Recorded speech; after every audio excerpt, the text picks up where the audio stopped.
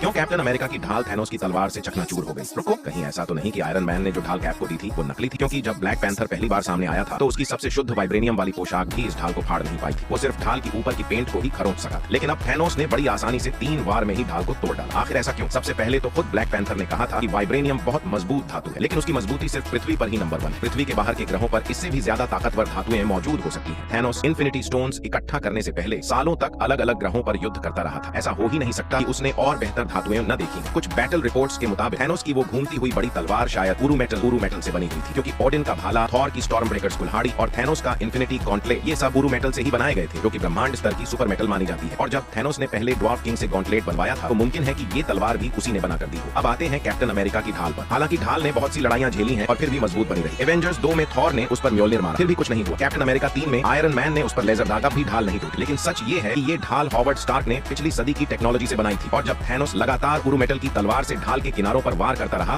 तो ढाल का टूटना तय ही था। इसलिए ढाल का चकनाचूर होना इतना भी हैरान करने वाला नहीं है। अब सवाल ये उठता है, क्या वुल्वरिन के एडामेंटियम वाले पंजे कैप्टन अमेरिका की ढाल को भेद सकते हैं?